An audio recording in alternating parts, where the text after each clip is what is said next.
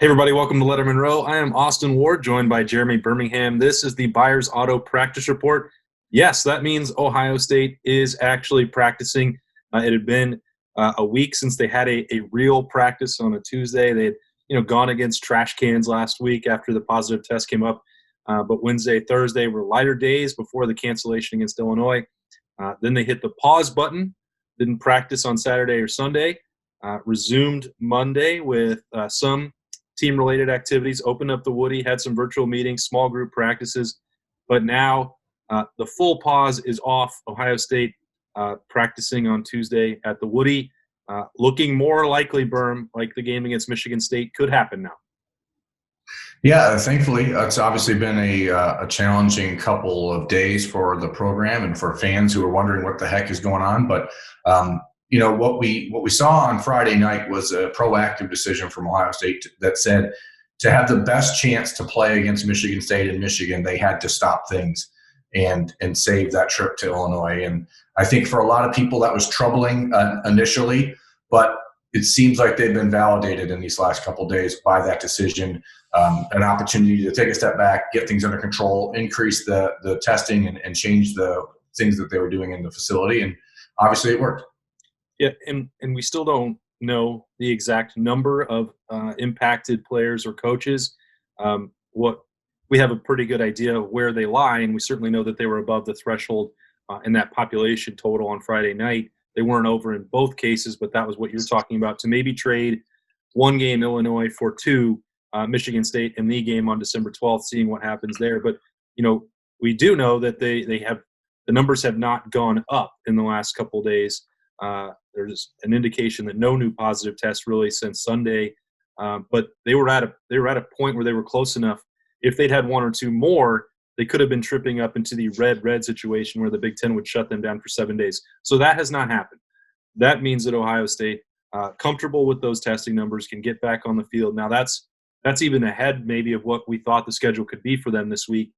When Ryan Day was talking about being willing and able to play based on a full practice on Thursday and a walkthrough on Friday before going to East Lansing on Saturday, that in my mind, Berm, suggested that was sort of what they were projecting out as a worst-case scenario. Maybe that wasn't the right or fair read of it, but being able to do, some physical activity on a Monday and then opening back up for all team functions on Tuesday, that points ahead to them being able to actually play that game in a more sure way than even that we probably could have imagined on Friday or Saturday. Well, again, I think what they did was take the decision out of the Big Ten's hands so that they could react as they saw best fit. And clearly, if you have back-to-back days of no positive test, that's a pretty big positive for the program. Things are moving in the right direction. You do have, of course, with this virus, you don't know when someone could test positive. You might see a positive test on Thursday. So then the question becomes, if it's just one isolated test, does that change anything? But they did this with a clear goal in mind, and that was to clear the playing field, clean the playing field, make sure the facility was locked down, and with the goal of playing at Michigan State on Saturday. And I think the nice thing is for Ohio State, they feel confident enough that they felt like, hey, we could play at Michigan State with 2 days of practice. Obviously that's not ideal, but nothing about this situation or this year is ideal. So you just make do and you make the best of it you can. The other part of this, that all of this is really kind of beyond Ohio State's control, no matter, even if your protocol is great. And the Buckeyes have been very successful about that, staying at that 0% through August. But outside of the Woody, you still have to rely on Michigan State, and then next week Michigan to handle its business or prevent any illness spreading as much as they can. There was no indication from Michigan State. Mel Tucker had his press conference on Tuesday afternoon that the Spartans were not going to be ready to play. Again, it's only Tuesday.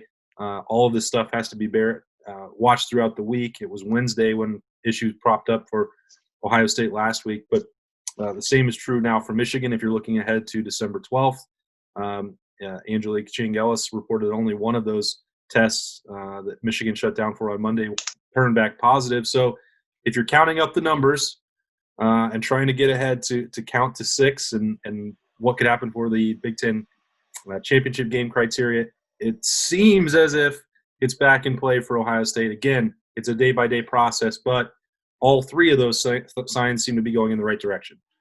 And it's important for people to understand that things can still change. I mean, maybe the 6 games doesn't change, but as we've talked about here and elsewhere, and people have probably read, the college football playoff is not beholden to a set number of games. So as long as the Buckeyes win the games that they play, they're still in a position to end up in the college football playoff. Whether or not that happens, who knows? But they're at least not going to be ruled out from it. So I know that Buckeye fans were panicked on Monday when Michigan put their program on the temporary hold, but they're back to the playing field. Nobody in Ann Arbor, as much as they all are, I think, pretty aware that Ohio State is a better team than them, none of them want to walk away from that game and not play it. So don't try to hold on to that narrative if you're looking for, a thing to hate Jim Harbaugh for. Like, Michigan wants to play that game.